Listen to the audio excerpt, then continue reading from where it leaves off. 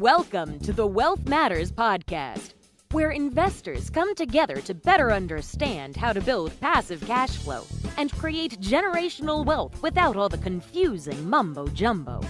Here's your host and co-author of Amazon #1 bestseller, Alpesh Parmar. Welcome to the crypto section of Wealth Matters podcast. I want to continue my discussion about NFT today, non-fungible tokens. Before I start, please subscribe and like my YouTube channel or share with your friends, as well as if you are listening to this on Apple Podcasts, please subscribe and leave a review as well. I really appreciate it because that way I can attract better guests as well as I can spend money on even more research. So we spoke about NFT. I'll put the link to that video. The video is called What is NFT? And I mentioned about how non-fungible tokens work, why non-fungible tokens have space in this era, etc., etc. I want to talk about, because a lot of people already asked me, because I bought my very first NFT actually during that video as well, a Candela token NFT. I actually acquired another NFT or a game piece as well recently. So I want to talk about different NFT marketplaces. There are scammers out there as well. So, and maybe this some of the marketplace I talk about, they may change in a month or 2 months. So please make sure that you are not just relying on me to spoon feed you. But let's talk about NFT. And there are so many markets. There is so many, the increasing popularity of NFTs has led to a great number of NFT marketplaces popping up. So I'm going to mention about some of the, most common one, the ones I have used as well. I'll mention that. The first one is actually, and I'll share my screen. If you are listening to this on Apple Podcasts or anywhere else, you are not missing out, because I'm not going to,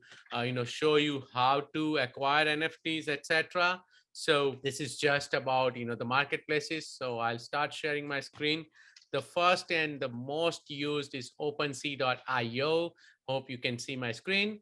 Opensea.io, you can find tons of different NFTs as well. It was launched in 2018. So it's the first decentralized non-fungible token marketplace for buying, selling, and trading NFTs. So it calls itself the biggest marketplace for digital goods. You can trade all sorts of unique digital items on this platform actually. Since its inception, OpenSea has experienced significant growth, like significant. It has over, over 50,000 users, and it has only 37 employees who are supporting this significant users. Some of the big names, Mark Cuban, Gary Van Vee, and Chamath as well have recently expressed interest in this space. So it's the mostly used, and I have bought my first NFT there. My second one I bought on the second platform I am going to talk about. And OpenSea uses Ethereum to acquire. On rarible.com, you can use Ethereum as well to acquire. Most of these are on Ethereum space. Rarible is a Moscow-based platform launched by Alex Slanikov and Alexei Falin back in early 2020. Again, it's also a digital marketplace, but Rarible can also be used to create minting NFTs, right? This is a great deal for various content creators, as they can now sell creations such as books, music albums, movies, etc. as NFTs. So, but I've heard that a lot of times scammers have been detected on Rarible platform. So now they have created a verification process as well. So just be careful out there and explore another platform, that rarible.com, right? The other one, and personally, I have only used Rarible and OpenSea. Rarible has also a token called Rari, RARI. If you don't want to buy NFTs, but you still want to get involved, it may be a good idea to buy Rari token and any other NFT related tokens. This is Nifty Gateway. It allows you to buy crypto collectibles. They're called Nifties in this website. using a credit card. So I think this is the only platform, or one of the only platform, which allows you to buy using credit card, right? And some of the most popular crypto games and applications which are there is Crypto Kitties, Gods Unchained, and many more, right? So it was built by Cook Foster twins, and then the another twins acquired, really famous one, who owns Gemini as well, and acquired it from them. And those are, the Winklevoss brothers who launched Gemini, as I mentioned. So that's another one. The crazy one, which is getting really a lot of popularity, is superrare.com. Super Rare is like the rarest piece you can find. It was launched in 2017. And you can pretty much collect all kind of arts using Super Rare. It's built on Ethereum as well. So anytime you buy anything on Ethereum network, please make sure that you have enough Ethereum, as well as please make sure that the gas fees are the lowest. So Super Rare allows it, the original creator of the art to collect a fee from resales, just like a royalty. Every time the NFT is sold, the creators earn a piece of it. So it's a pretty cool one. The TVK, Terra Virtual Quota, I think that's what it's called. And I actually had the token TVK, and somehow I sold it, but I think that's another way for you to get in. It's called Terra Virtual Quota. I'm not able to find the website. I know I had seen the website before, but now I'm not able to find it. So yes, now I found the website. So it's tvkcoin.com. So you'll be able to go from here and explore all the NFTs they have available. It was also launched in 2019. It's a NFT marketplace that allows a seamless cross-platform ecosystem for artists and collectors. The current daily volume on this platform is close to 24 million. The another one, you may have heard of it. It's the NBA Top Shots. So that's another platform. It's pretty cool. It's pretty much related to NBA, and you can buy all the NBA collectibles there.